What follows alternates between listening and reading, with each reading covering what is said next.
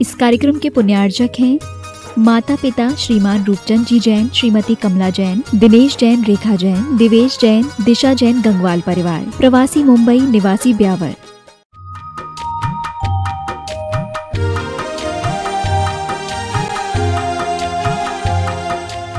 कल तो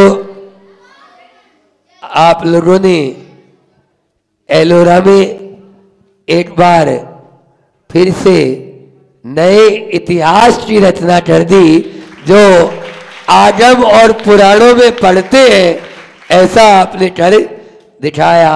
अभी देख लिया ना, देखो यहाँ पर सब बिल्कुल सपाचट क्यों नजर आ रहे हैं। इसके माध्यम से ही आप अपने कुल परंपरा की, अपने धर्म की, अपने देश की, अपनी संस्कृति की रक्षा इन्हीं संस्कारों के माध्यम से कर सकते हैं। संस्कार है तो हमारा यह राष्ट्र और हमारा यह देश आगे बढ़ सकता है। संस्कारों के कारण ही आज हम सब इसी प्रकार से आगे आगे करते चले जाएंगे। ध्यान रखना, कार हो या न हो, सुन रहे हो, अभिभावक भावुक जल्दी हो जाते हैं वो, तो अभिभावक न हो। आप अपने बेटों को, पोतों को कार दो या ना दो, संस्कार जरूर देना। संस्कार होना जरूरी है, लेकिन ऐसा भी नहीं कि होता है ना, जैसे सिर को यदि टटलू कर दें तो मूड मुड़ाए तीन गुण, सिर की मिट गई खाज और खाने को लड्डू मिले और लोग कहे आओ महाराज, आओ महाराज। ऐसा नहीं, समझ में आ रहा है कि मूड तो मुड़ा लिया, लेकिन इस मूड के मुंडन के साथ में ही मन मुंडन भी होना चाहिए। जब तक मन का मुंडन नहीं होगा तब तक मूड का मुंडन कितना भी करा ले, कुछ भी होने वाला है क्या? नहीं होने वाला है। ये तो वही होगा। हाँ, इतना जरूर है, आपको हल्का लग रहा है, नहीं लग रहा है? क्यों? अरे बाल होते हैं तो भारी होते हैं, और बाल हट जाए तो जितना खतरा है वो सब अपने बालों से ही है। इसीलिए हम हर 2 महीने में अपने बालों को अपने ही हाथों से उखाड़ कर फेंक देते हैं, क्योंकि ये अपने बाल है ना, अपने बाल और अपने वालों को। और आज बात भी वालों की आएगी, समझ में आ रहा है? तो समाधि तंत्र में 2 कारिका के माध्यम से हमने दुख का मूल कारण क्या? विकल्प। और उस विकल्प को कैसे दूर करें? तो कहा अव्रती हो, व्रती बन जाओ। आज सुबह बोला था, है ना? कौन सा गुण स्थान होता है व्रती का? हाँ, 5वां भी हो जाता है ना, प्रतिमाधारी का 5वां गुण स्थान होता है। तो अव्रती से व्रती बनना ही विकल्पों से बचना है। विकल्प यदि दूर करना चाहते हो, लेकिन ये व्रत और अव्रत ही मात्र जो है, इनका ही विकल्प नहीं, और भी कोई विकल्प है क्या? हाँ है, तो बता दो, बता देते हैं। आप पूछ रहे हैं तो आगे कौन सा विकल्प बता रहे हैं, वही बता रहे हैं। इन व्रत और अव्रत से ऊपर उठकर आप जीना चाहते हो तो इन विकल्पों को भी अपन छोड़ने की कोशिश करें।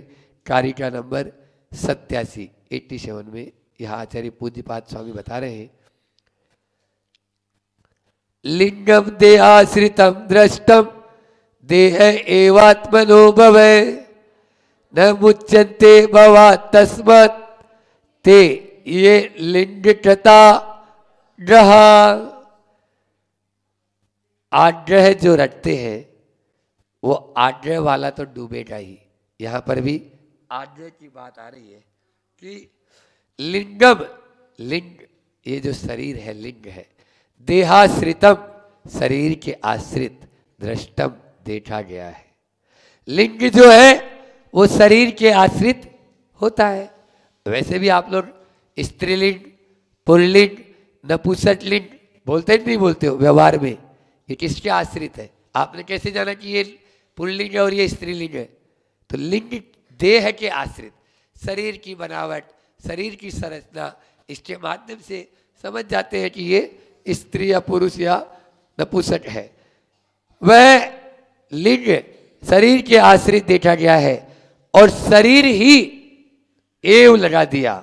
आत्मनः भवः, आत्मा का संसार है।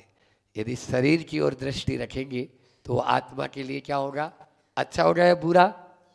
बोलो नेहा, बुरा ही होगा, क्योंकि आत्मा अलग है और ध्यान में अपन रोज कर रहे हैं, यही तो सीख रहे हैं।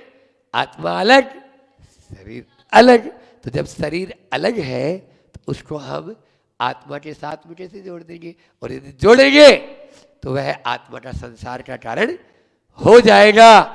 इसीलिए ये जो लोग लिंग कहता आग्रह है, लिंग धारण से ही मोक्ष है, ऐसा आग्रह करते हैं, ते वे लोग भवात संसार से न मुच्यन्ते, नहीं छूटते हैं। संसार से वे कभी भी छूट नहीं पाते हैं। जो केवल इस लिंग को संसार, अपन इस लिंग में ही उलझे रहेंगे तो कभी मुक्ति को प्राप्त करेंगे? नहीं करेंगे। अच्छा ये बताओ, दूध तपाना है तो कैसे तपाएंगे? अरे भगोनी होगी, ये भगोनी है और अंदर दूध है। दूध है ना, आत्मा क्या है? दूध। और ये क्या है? तपेली। अब आत्मा की तरफ तो आपकी दृष्टि है नहीं और चढ़ा दिया आपने गैस चूल्हे के ऊपर। अब क्या होगा? खाली बर्तन को तपाना कैसा रहेगा? अच्छा रहेगा? नहीं महाराज, आग लग जाएगी थोड़ी देर बाद में ही वो गर्म होके। तो आप लोग खाली बर्तन को तो नहीं तपाते हो, फिर इस देह के ऊपर ही इतना आश्रित क्यों हो जाते हो? इस लिंग के ऊपर इतना आश्रित क्यों हो जाते हैं? यही बात यहाँ पर कही गई है कि आचार्य भगवत कह रहे हैं इस देह के बिना भी मुक्ति नहीं है। कोई भी कारिका होती है, उस कारिका के 5 अर्थ होते हैं। ध्यान रखना, पूछेंगे, ध्यान से सुनो। 5 अर्थ, कोई भी श्लोक होता है उसके कितने अर्थ होते हैं? आचार्यों ने 5 अर्थ बताया। पहले होता है शब्दार्थ, जो शब्द है उनका अर्थ। दूसरा है नयार्थ। दूसरा क्या है? तीसरा है भावार्थ। चौथा है मतार्थ और 5वां है आगमार्थ। आगमार्थ तक पहुंचना, आगम अर्थ, आगमार्थ। रिपीट कर रहा हूं, शब्दार्थ, नयार्थ, मतार्थ, भावार्थ और आगमार्थ। आगम में जो लिखा हुआ है वो अर्थ क्या है, हमारे नय के अनुसार क्या अर्थ है, हमारे मत के अनुसार क्या अर्थ है, भावों के अनुसार क्या अर्थ है और शब्दों के अनुसार क्या अर्थ है। लेकिन आजकल तो जो अपना भाव है बस उस भावार्थ को आदमी पढ़ता है और भावार्थी लिख देता है, गड़बड़ हो जाती है। ये मेरा अपना भाव है, उन आचार्यों का भाव था क्या? तो फिर उसका अर्थ हमको वैसे ही लगाना है। जिस प्रकार से एक कागज होता है, ये कागज की कोई कीमत है क्या? बोलो, कोई कीमत नहीं। और अभी इसी के ऊपर RBI उसकी मोहर लग जाए और यहाँ 1000 यहाँ 1000 छाप दे और फिर यही कागज रहे तो फिर तो महाराज, हाँ, गांधी जी नजर आते हैं फिर तो रात में भी, तो वो छप जाते हैं। जिस प्रकार से मोहर लगने पर एक कागज जो कोई काम का नहीं था वो मुद्रा बन जाता है, उसी प्रकार से ये लिंग जो संसार का कारण है, यदि यही जिनेंद्र भगवान की मोहर लग जाए तो यही मुक्ति का कारण बन जाता है, मोक्ष का कारण बन जाता है। लेकिन कब? जब ये, अच्छा, ये चूरण नोट काम का होता है? चूरण, जो नोट चूरण होता है दीपक, वो काम का होता है क्या? कोई काम का नहीं। नकली नोट में पकड़ में हो रहा जाता है आदमी, समझ में आ रहा है? अब मुद्रा तो आ गई लेकिन वैसा कार्य नहीं, तो गड़बड़ हो जाएगा। यह जिन मुद्रा जो है, इस जिन मुद्रा से ही मोक्ष, नग्गो ही मोक्ष मग्गो और नग्गो नहीं मोक्ष मग्गो। ये नग्न दिगंबर मुद्रा मोक्ष मार्ग है, इसके बिना मोक्ष का मार्ग नहीं। लेकिन ये नग्न दिगंबर मुद्रा ही मोक्ष का मार्ग नहीं है। नंगे तो पशु पक्षी भी घूम रहे, वो तो कपड़े ही नहीं पहनते जब से जन्म लिए तब से ही। और भी यदि मान लीजिए जैसे बीज बोते हो बच्चों, बीज बोते और बीज यदि उर्वरा भूमि में बोएंगे तो क्या होगा? अंकुरित होगा। और पत्थर पर बोएंगे तो बोलो ना, नहीं होगा। इसी प्रकार से अकेले कपड़े उतार दिए उससे काम चलने वाला नहीं है। अज्ञानी है जो ये तीर्थेश जैसी मुद्रा प्राप्त करके भी भिखारी बने हुए हैं, भिखारियों का काम कर रहे हैं, तो वह अज्ञानी कहलाएगा। उसकी अज्ञता है। यह अज्ञता दूर होना हमारी जरूरी है। बाह्य वेश धारण करके ही मुक्ति की प्राप्ति होती है, लेकिन अकेले बाह्य वेश से भी मुक्ति नहीं। जिस प्रकार से लिंग का आग्रह नहीं रखना, उसी प्रकार से जाति का आग्रह भी नहीं रखना। आगे स्वयं आचार्य भगवंत अगली कारिका में बता रहे। समय के अनुसार दोनों कारिका लेनी है, इसलिए अपन उतना ही करेंगे। जातिर देहाश्रिता दृष्टा देह एवात्मनो भवे न मुच्यन्ते भवा तस्मत् ते ये जाति कृताग्रह। जाति का आग्रह मत रखो। मैं ब्राह्मण, मैं क्षत्रिय, मैं वैश्य, मैं फलाना, ये क्या है? ये जाति का आग्रह है। और इस जाति के आग्रह से आत्मा का कल्याण होने वाला है क्या? नहीं होने वाला। फिर तो महाराज जी अच्छा बता दिए, यही तो हम चाहते थे, हिंदू मुस्लिम सिख ईसाई और एक ही घर में हो जाए, भाई भाई सब बढ़िया हो जाएगा। एक ही घर में आ जाएगी, मुस्लिम की भी आ जाएगी और जाति को। आपने तो बोल दिया, आज तो महाराज बहुत ही अच्छी कारिका आपने बता दी है। यही हम इतने दिन से चाह रहे थे। ध्यान रखना, ये उपदेश नहीं है। उपदेश ये है कि जाति में ही नहीं उलझना है। यहाँ पर जो निश्चय है के अंदर जो मुनि महाराज जी बैठे हैं, जब हम अपनी आत्मा में डूबना चाहते हैं तो उस जाति का आग्रह नहीं रखना है। लेकिन व्यवहार भी कुछ चीज होती है। मैंने बताया था व्यवहार और निश्चय, व्यवहार और निश्चय ये दोनों साथ साथ चलते हैं, दोनों ऐसा नहीं है। और जब निश्चय की भूमिका में पहुंच जाए तो व्यवहार अपना आप छूट जाता है, छोड़ना नहीं पड़ता है। यहां पर भी यही है कि जाति देह के आश्रित दृष्टा देखी जाती है और देह एवात्मनो भवे। और जो देह है वह आत्मा का संसार का कारण हो जाता है। न मुच्यन्ते भवात् तस्मात्, इसलिए वह जो इस जाति के चक्कर में ही पड़ा रहता है वह कभी भी इस संसार को छोड़ पाएगा? बोलो, नहीं छोड़ पाएगा, क्योंकि वो ऊपर ऊपर उलझा हुआ है। ध्यान रखना, धर्म आत्माश्रित है और जाति देहाश्रित। क्या बोला मैंने? धर्म आत्माश्रित और जाति। अब जो आत्माश्रित है उसको देहाश्रित के पीछे छोड़ना मूर्खता कहलाएगी। इसलिए यहाँ पर आचार्य भगवंत ने बहुत अच्छी ये कारिका दी है आज के लोगों के लिए कि यह संसारी जीव जाति के आग्रह में फंसकर और उसके ऐसे ऐसे दुष्परिणाम होते हैं।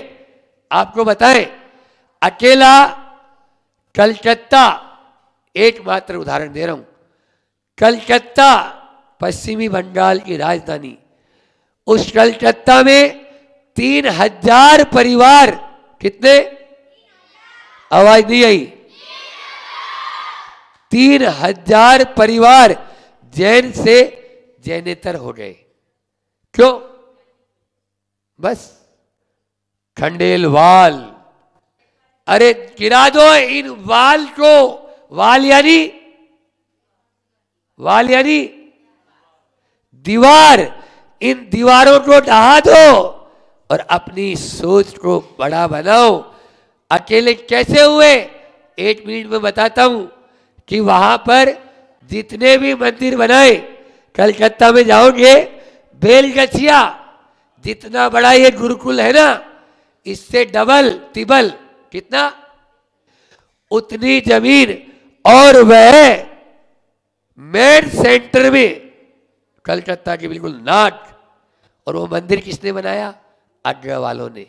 बड़ा बाजार MG रोड मंदिर किसने बनाया? आगरा वालों ने। आपके इधर आ जाओ, पुरानी बाड़ी मंदिर किसने बनाया? आगरा वालों ने। बनवासी हावड़ा मंदिर किसने बनाया?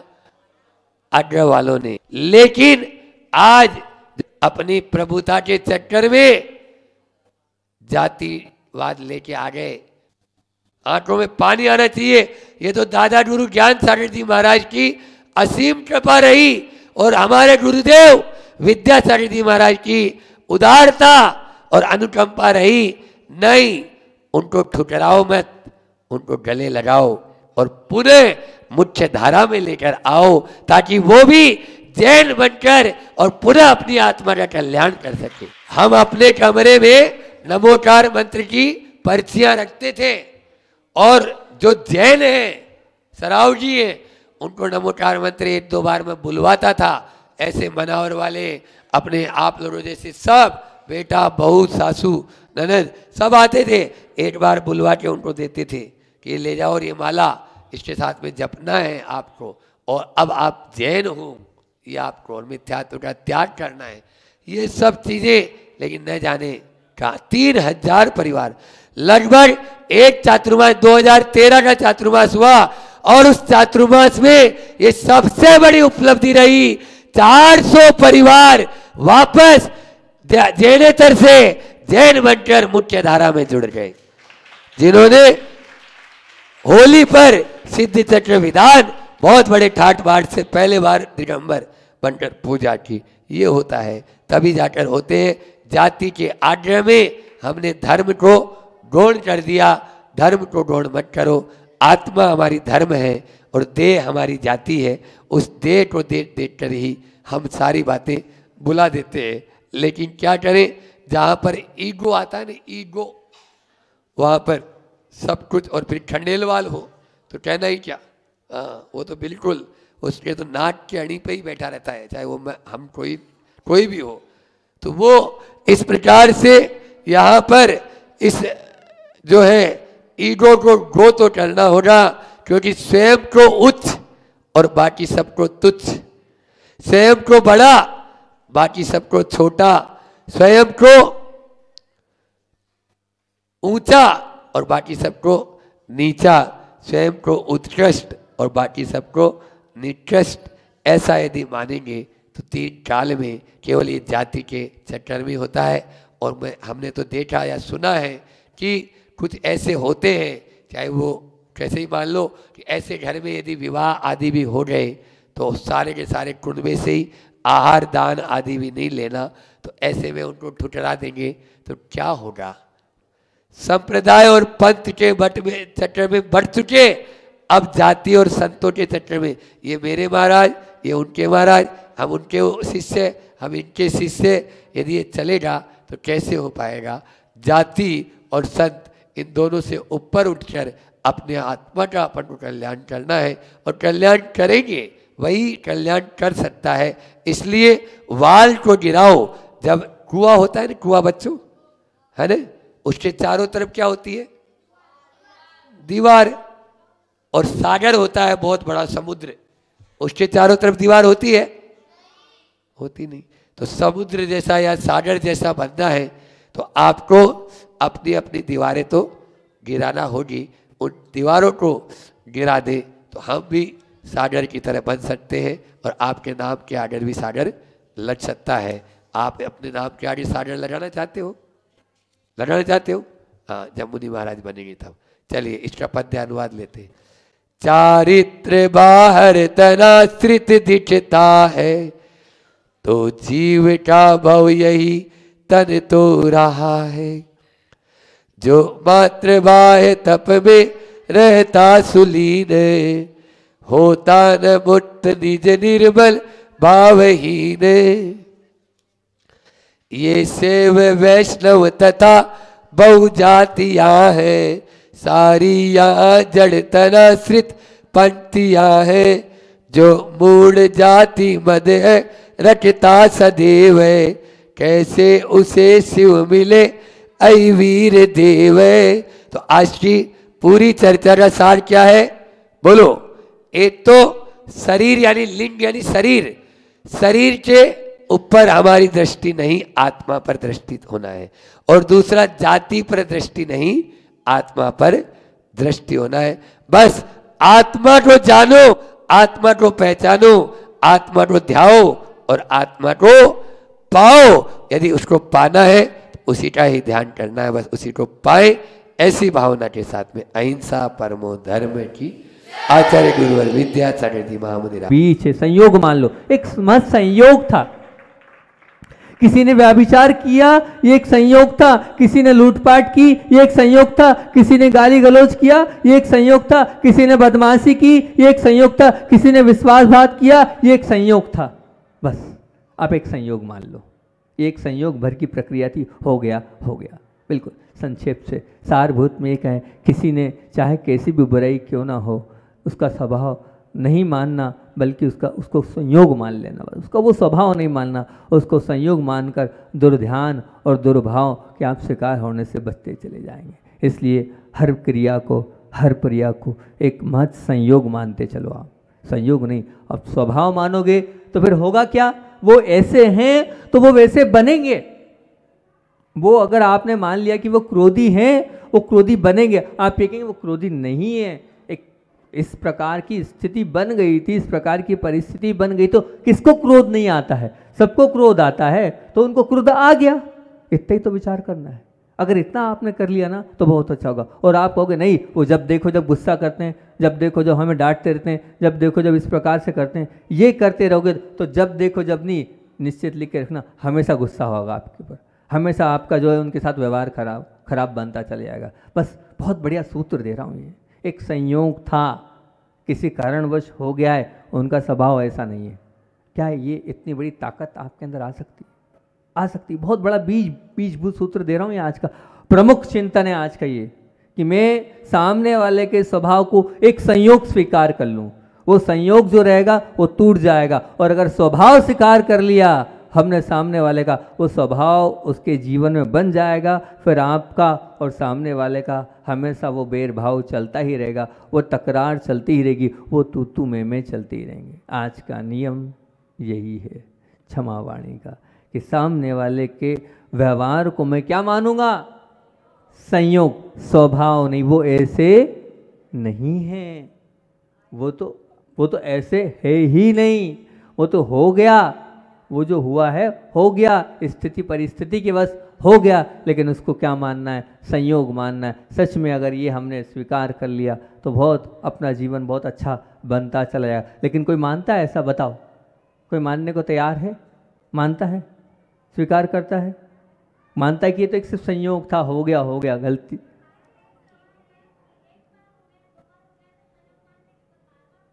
हमारा कर्म ही ऐसा है कि ऐसा संयोग घटते जा रहा है, पर उनका स्वभाव वैसा नहीं है। एक बात, वो इतने अच्छे हैं कि 10 लोगों के साथ गुस्सा नहीं कर रहे हैं, हमारे साथ ही कर रहे हैं, वो हमारे साथ ही संयोग होगा। ठीक है ना? वो ऐसे कहाँ हैं? वो सबसे अच्छी बात करते हैं, लेकिन हमारे से ऐसी बात नहीं कर पा रहे हैं, हमारे साथ ऐसा संयोग है। बाकी उनका स्वभाव तो बहुत अच्छा है। ऐसा भी तो सोच सकते हो, क्यों नहीं सोच सकते हो? ऐसा सोचो आप, है ना? कर्म का उदय आपके साथ ही घट रहा है ना, तो संयोग को स्वीकार करते चलेंगे तो निश्चित तौर से। दूसरी बात, दूसरा तत्व अगर इसमें दूं तो दूसरी बात ये है कि मैं को प्रधानता देने की बात नहीं, मैं की हो रही उपेक्षा का संज्ञान लेने की वृत्ति नहीं, तो फिर क्रोध की संभावना ही नहीं। वो अधिकतर क्रोध जब आता है, गांठ जब बनती है मैं की प्रधानता, आप जब मैं की प्रधानता देने लग जाते हैं कि मैं जो बोल रहा हूँ वो स्वीकार कर लो, मैं जो बोल रहा हूँ वो बात मान लो, मैंने जो कहा है उसको आपको पालन ही करना पड़ेगा। नहीं, ये जो मैं की प्रधानता देने की बात जब जब भी आती है तब तक क्रोध जन्म लेता है। ये क्रोध का, बेर का, ये क्या है? बीज है मैं पना। बस उस मैं पने की वृत्ति को हटाना पड़ेगा। वो नहीं हटेगा तब तक बिल्कुल क्रोध आपके जीवन में बना रहेगा। क्योंकि क्रोध को चुनौती देने की बजाय तुम अहम को ललकारो, क्रोध को चुनौती देने की वजह अपने अहम को ललकारते रहोगे तो निश्चित क्रोध आएगा ही नहीं, क्रोध रहेगा ही नहीं, क्रोध टिकेगा ही नहीं। लेकिन देना पड़ेगा चुनौती। मेरा सोचा होना ही चाहिए, यह वृत्ति अपने मन से निकाल दोगे तो क्रोध आएगा ही नहीं। फिर से बोलो, ध्यान से सुन रहे हो क्या बोला मैंने? मेरा सोचा होना ही चाहिए। यह वृत्ति अगर आपने अपने मन से निकाल दोगे तो क्रोध आएगा ही नहीं। बस मेरा सोचा होना चाहिए, ये वृत्ति निकाल दो आप। नहीं, ये जब आपके मन से निकल जाएगी तो निश्चित ये मान के चलना वो क्रोध आ ही नहीं सकता, वो क्रोध रुक ही नहीं सकता, वो क्रोध टिक ही नहीं सकता है। लेकिन हमारे अंदर ये वृत्ति नहीं है, मेरा सोचा होना चाहिए, ये है नहीं, मेरा सोचा होना ही चाहिए, ये वृत्ति आप निकाल दो। नहीं, बिल्कुल नहीं, जैसा है उसको हम स्वीकार करते चलते हैं।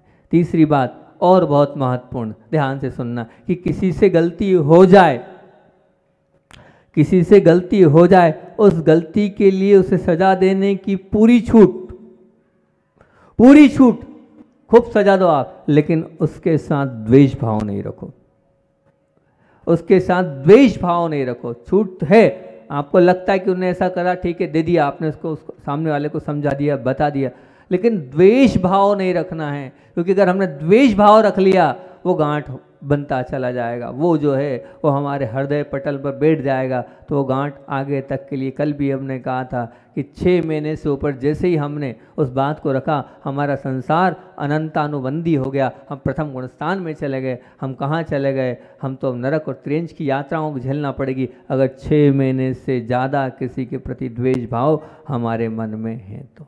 चौथी बात, चौथा क्या है? किसी से गलती हो जाए उसे सबक सिखाने के लिए गुस्सा दिखाने की छूट, मगर उसकी उपेक्षा मत करो। उसकी क्या मत करो? जहाँ उपेक्षा होती है वहाँ गांठ बनते चली जाती है, आपके मन में भी बनेगी, सामने वाले के मन में भी बनेगी। नहीं, आप उपेक्षा मत करो। हो गया ना, आपने डांट दिया ना, लेकिन आप उपेक्षा जो कर रहे हो बिल्कुल नहीं। जैसे वो माँ बेटे को थप्पड़ मारती है तो वो जो मारती जरूर है, लेकिन क्या भाव? अंदर से उपेक्षा भाव नहीं होता है माँ का। वो शिक्षक भी दंड देता है विद्यार्थी को, लेकिन उपेक्षा भाव से नहीं देता है। बस उपेक्षा मत रखना। अधिकतर हम उपेक्षा करते चले जाते हैं और फिर वो जो उपेक्षा है वो उपेक्षा गांठ का रूप लेते चले जाती है। कि वैसे तो चाहते सब हैं कि जीवन में इन पर क्रोध आए नहीं, पर क्रोध आ जाए तो फिर क्या करें, कैसे करें? तो एक ही बात फिर और बोलता हूँ, 3-4 बातें इसके लिए बता देता हूँ कि जिस व्यक्ति पर तुमने गुस्सा आया है उस व्यक्ति को छोड़कर अन्य किसी पर अपना गुस्सा मत उतारना। बस ये ध्यान रखना, जिस व्यक्ति पर गुस्सा आया है उस व्यक्ति के अलावा अन्य की तरफ ध्यान मत देना और अन्य पर उस गुस्से को मत उतारना। आप जिस पर आया है उससे ही निपटो ना, उसी से बात करो ना। लेकिन होता यही है कि हम एक का गुस्सा किस पर उतारें हैं? सब पर उतारते हैं। ये बहुत गलत बात है। पति का गुस्सा बच्चे पे क्यों? बताओ ना। सास का गुस्सा बच्चे पर क्यों? बच्चे का गुस्सा सास पर क्यों? ये एक बहुत गलत बात है कि जिससे निपटो तो बहुत अच्छी बात है कि आया है गुस्सा उसी से निपटो तो बहुत अच्छी बात है, पहली चीज़। दूसरी चीज़, जिस कारण से तुम गुस्से के शिकार बने हो, कारण की समाप्ति हो गई, उसको बाद भी उसको संग्रह 2 साल पहले, 5 साल पहले, 10 साल पहले, अरे अब कब तक लेके बैठे रहोगे उसको? कहाँ तक लेके बैठे रहोगे उसको? कब तक? छोड़ना तो पड़ेगा ना। हो गया ख़त्म करो। लेकिन हम बैठे जो रह रहे हैं वो ठीक नहीं है। हमें उसको बैठे लेके उसको रखना नहीं है, अपने भूल जाना है। डांटने के बाद उसको अपने हृदय में स्थान नहीं देना है और आप स्थान देते चले जाते हैं, इसलिए फिर वो बनी रहती है। बताओ, अधिकतर मैंने घर के झगड़ों को देखा तो वो घर के झगड़े वही पुरानी कैसेट चलती है। कुछ है तो है नहीं बोलने को, ऐसा उस वक्त किया, ऐसा किया, ऐसा हुआ, वैसा हुआ। अब वो जो हो चुका है उसको भूलते चले जाएं, नहीं तो फिर वो गांठ और बढ़ती चले जाएगी। और तीसरी, जिस स्थान पर तुमने गुस्सा आया है उस स्थान को छोड़कर अन्यत्र किसी जगह उस गुस्से को साथ मत ले जाओ, ट्रांसफ़र मत करो गुस्से को।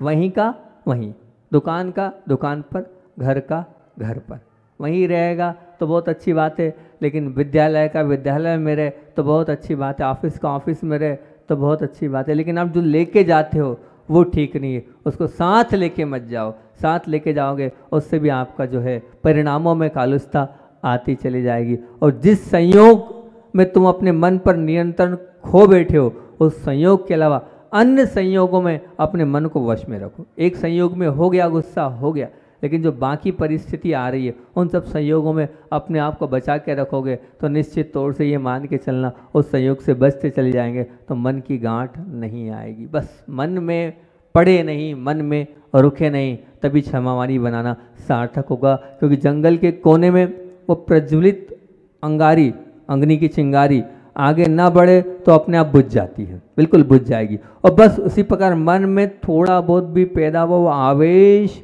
वो क्रोध, वो चिड़चिड़ाहट, वो कब आपका क्रोध से बदल कर आपके वो मन में घर कर जाती है वो आपको खुद को भी नहीं पता चलता और फिर सहजता से वो आपके जीवन को बर्बाद कर देती है। नहीं, हमें बस वो नहीं रखना है। ध्यान रखना, क्रोध की आधारशिला अधीरता है।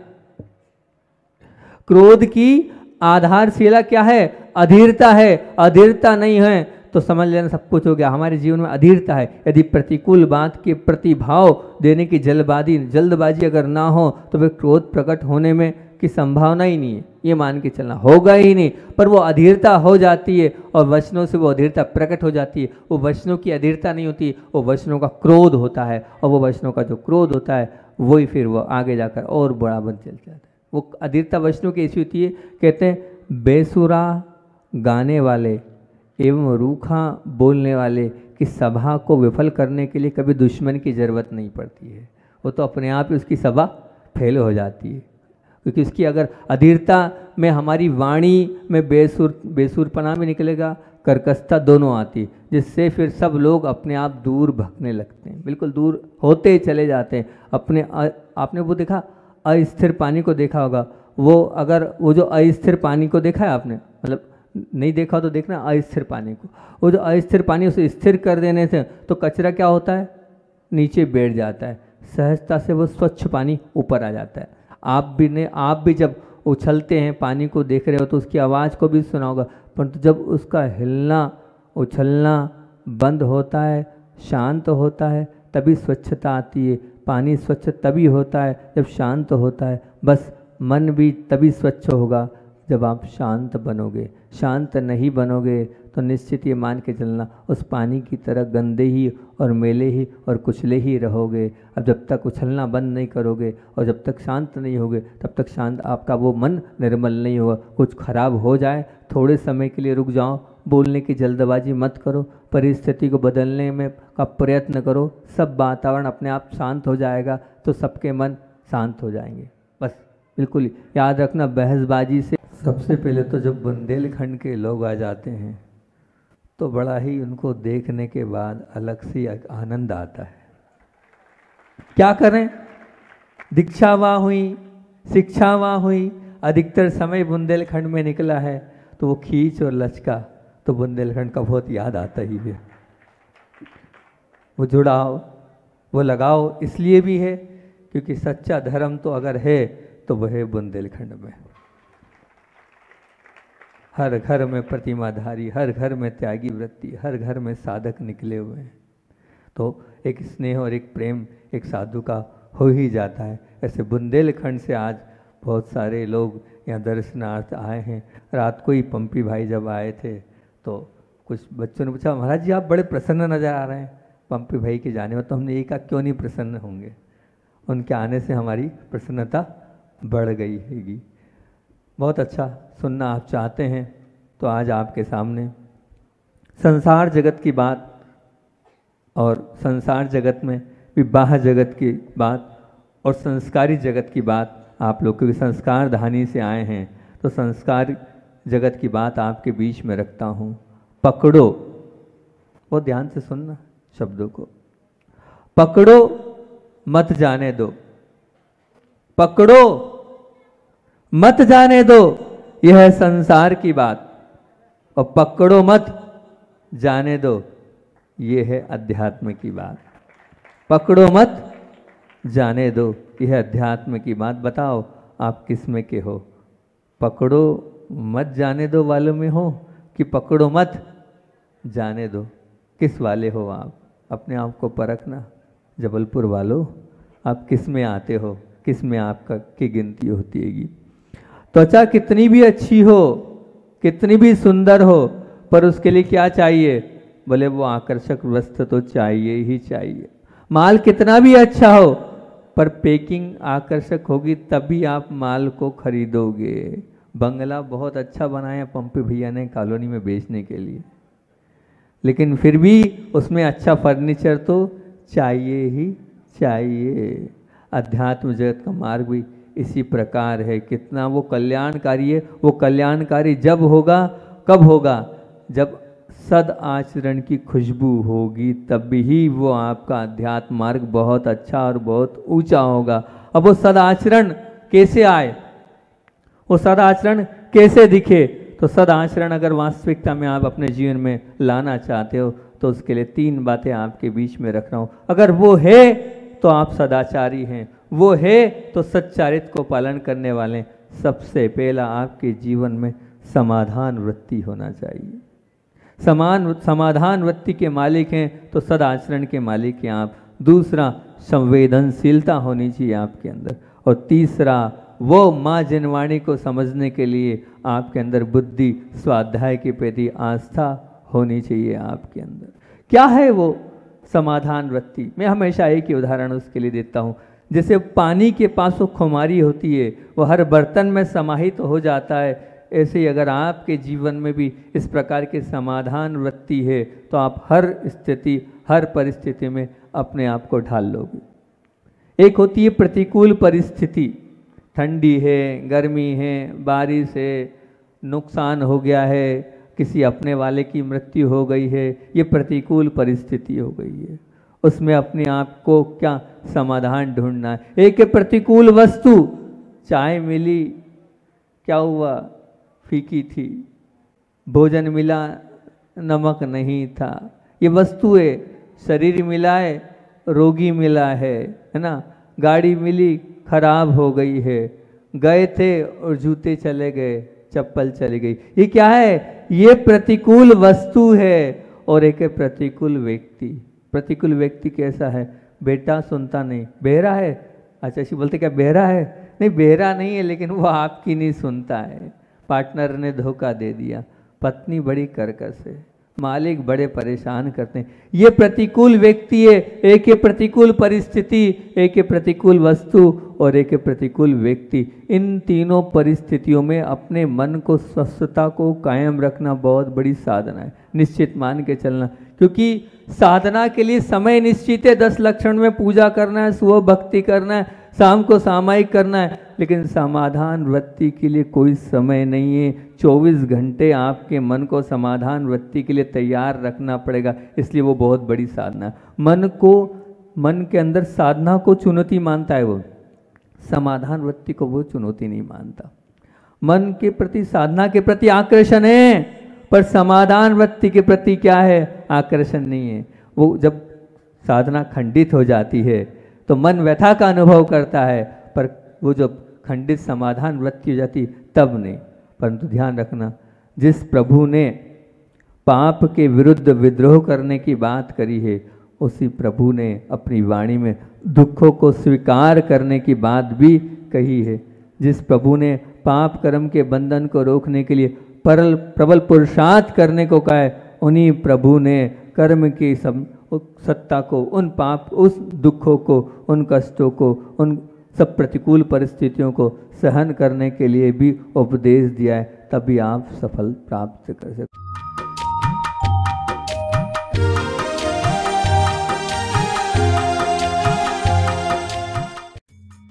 इस कार्यक्रम के पुण्यार्चक थे माता पिता श्रीमान रूपचंद जी जैन, श्रीमती कमला जैन, दिनेश जैन, रेखा जैन, दिवेश जैन, दिशा जैन, गंगवाल परिवार, प्रवासी मुंबई, निवासी ब्यावर।